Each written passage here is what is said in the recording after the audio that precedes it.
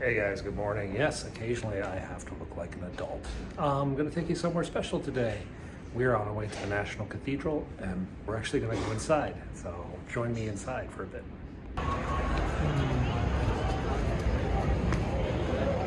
Oh.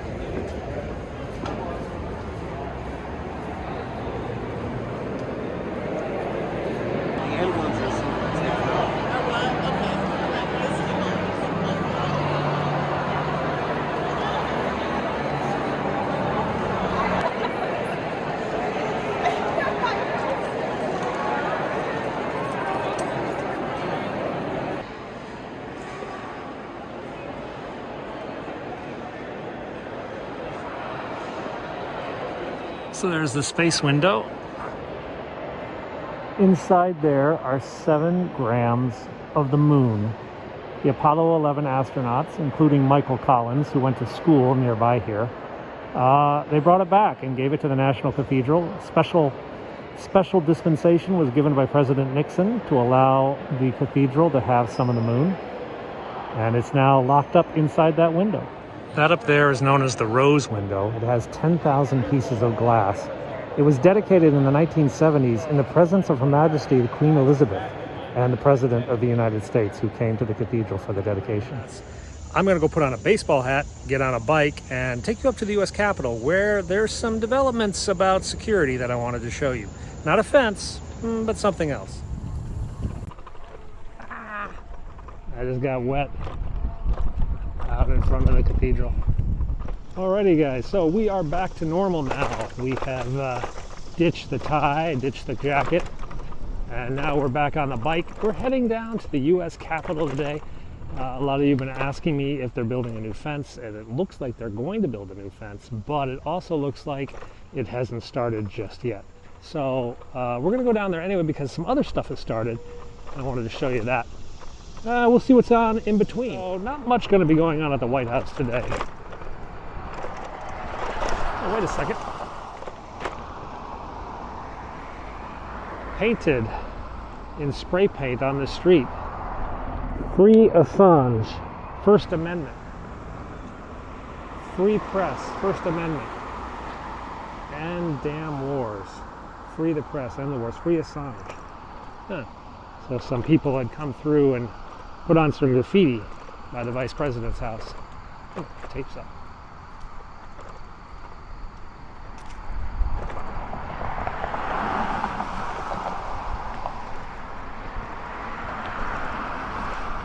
I have construction tape all up and down this road. Oh, it's also protest. It's not police tape. It's protesting. Don't extradite Assange. Journalism is not a crime. So this is not construction tape, it's actually political stuff. 9:43. Let's see if they're coming in for a 10 o'clock meeting or a little later.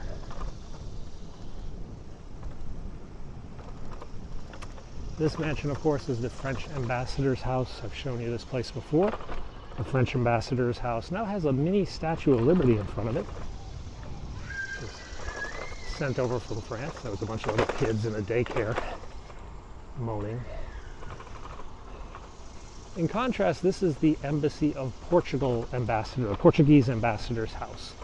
So Portuguese ambassador doesn't quite get as high a house as the French ambassador, such as that.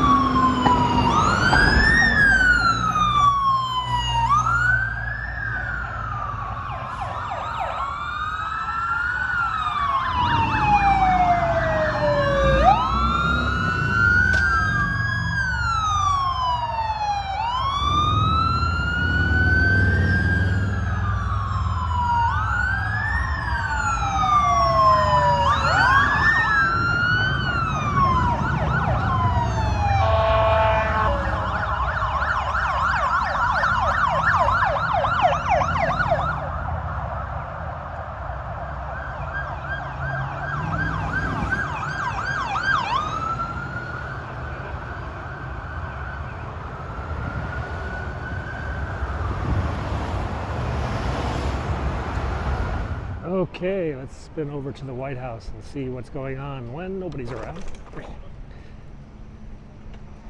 That's not entirely true. Joe Biden is up in Delaware on his way to Andrews Air Force Base before going to the West Coast, but the Vice President just arrived. We just saw the motorcade come swinging in, getting to work about 10 o'clock. I guess when the boss is not around, you can show up at 10. So they're still power washing the street and getting a bit farther. I'm not entirely sure why they're doing it. I have a suspicion though that the street's going to eventually look this kind of sandy color, sandy rock color, rather than black asphalt. And black asphalt, well, it's just hot. And you've got hundreds of tourists who come out here and stand on that hot street. So if it's kind of a sandy color, I think it might reflect some of the heat rather than keep it in and make the whole area generally a bit cooler. But not entirely sure. They are still washing away with that machine. So that thing has like 2 power washers that go back and forth, and then these guys with the big fire hose kind of rinse off the excess off into the drain and eventually into the Potomac where it can kill fish. Sorry. It does smell like asphalt. It smells like oil. Now they're not running the machine at the moment.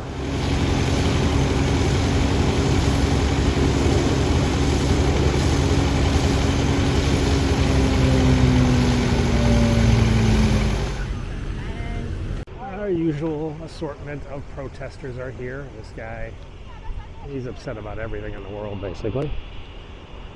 And then the anti-US troops in South Korea woman.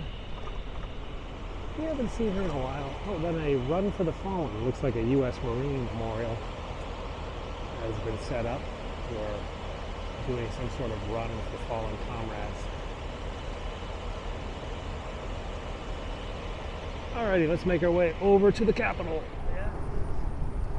Oh, so the fenced-in area is just the fountain, it looks like, at this point. I thought it went all the way over, but maybe that was just an optical illusion.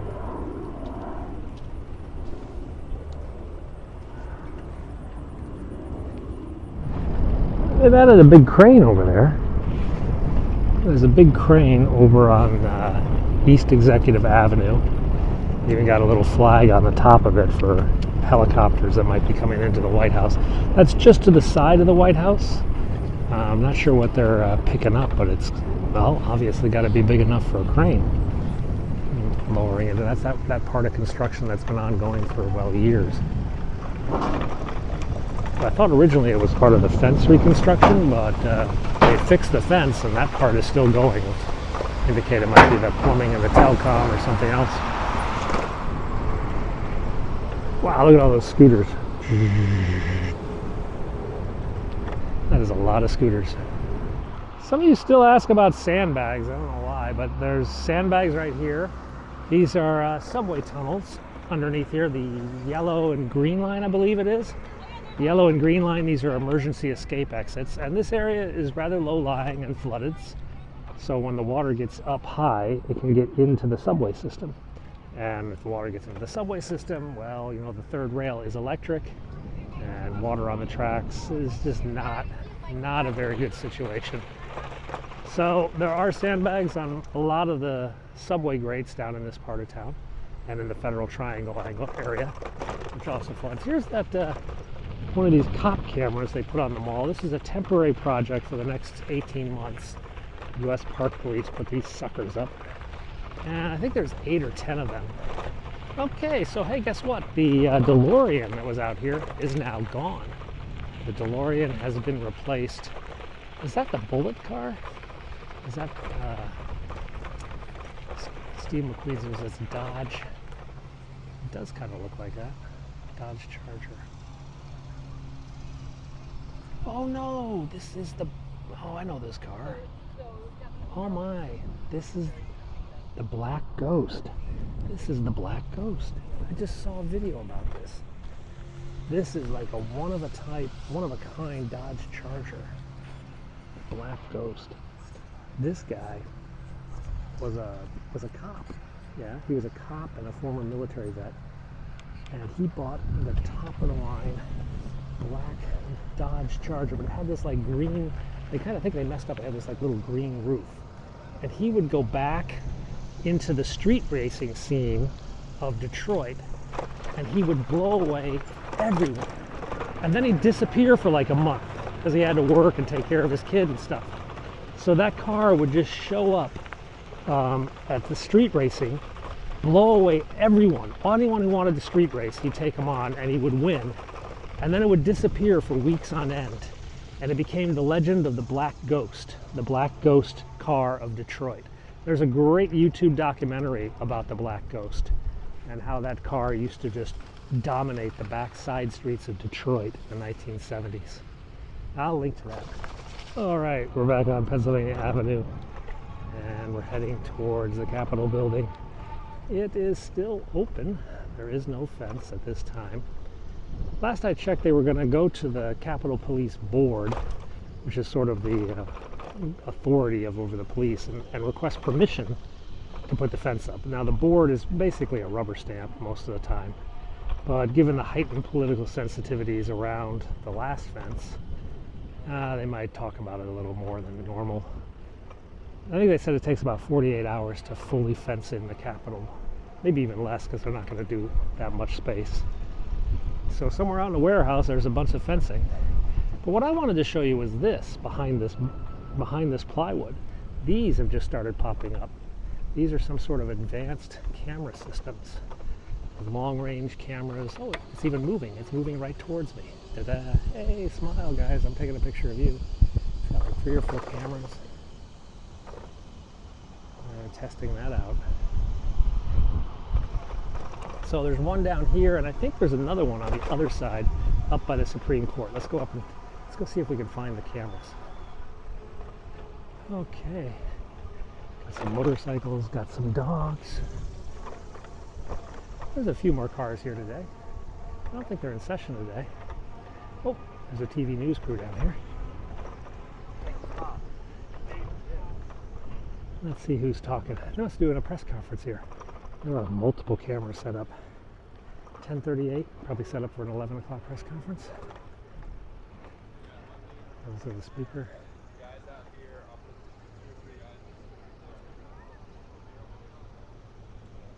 United States Congress logo, so some congressmen will be here speaking. I don't know what about.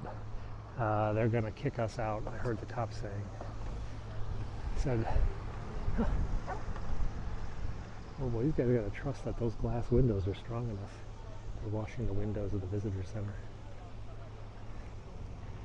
So let's go out this way. I think they're going to close off everything, this whole area, once they start the press conference. You'd be kidding me. The most gorgeous view of the U.S. Capitol is suddenly going to have a security camera right in it. Hopefully it's temporary, but who knows. Things that are temporary in Washington have a way of becoming permanent.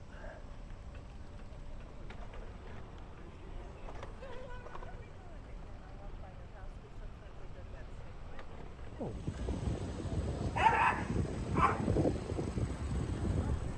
So here's the other new security camera. It looks like it's temporary, and they put it right in front of this view of the U.S. Capitol. It's like, come on, guys, come on. Oh well. We're approaching our 30-minute limit. Look at all the nice government Suburbans lined up. What are those? $60,000 each? 60 or 70,000 each. They're not cheap, even if you buy them as a fleet. So there's a rather large homeless camp set up over there on the on-ramp for that bridge. We're gonna spin up through George Washington and over to Georgetown. We're gonna go get some lunch and then make our way home. We're on the rails here of the old streetcars in Georgetown, trying to make our way up to the campus without hitting the cobblestones too much. It's a bit tricky. As you can imagine, this street in just a few weeks is going to be just filled with vibrant fall colors, but not quite yet. Let's go on campus here.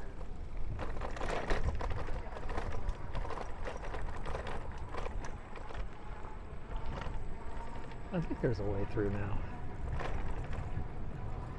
Some potential class students next year taking their senior tour. I ought to be doing that in a few years. Pretty scary thought. All right, through here. There's a small chapel back here behind the administration building. Yeah, we cut back through here. Back by the football stadium that they just finished building.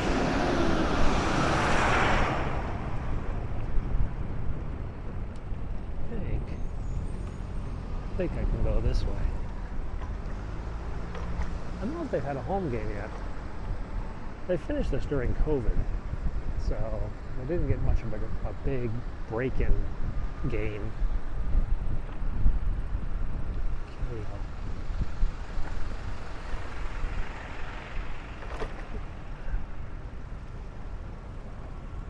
John Thompson Athletic Center. But I don't think that's where they play the basketball games. I think they play the basketball games in McDonald Hall, which is nearby. All right, let's spin back this way. And we're gonna pop out over here. There's actually an embassy or two back here that I rarely show you because, well, I don't come back here that often. But let me make a special trip today. Now, this massive complex over here on the left is the French embassy, the embassy of France. And it's not just an embassy, I mean, it goes back into the woods there.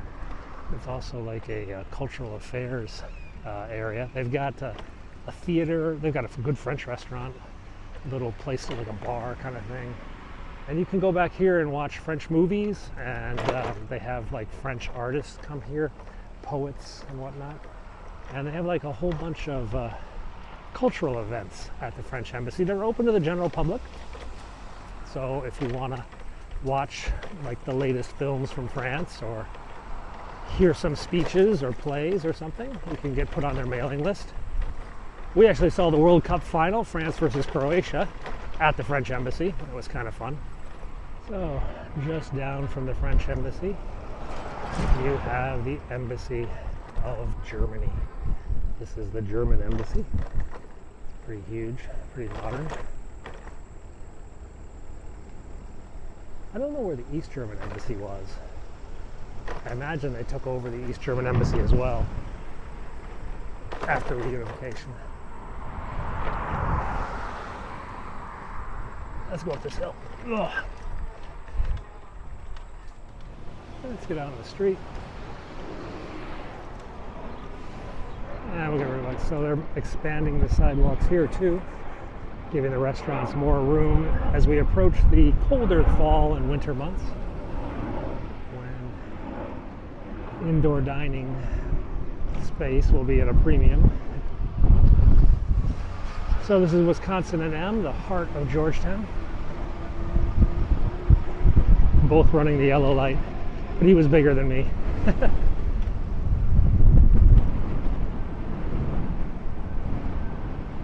That's the old Georgetown Park shopping mall, now an apartment complex. This is Clyde's. I think I'm going to go to Clyde's and have lunch today.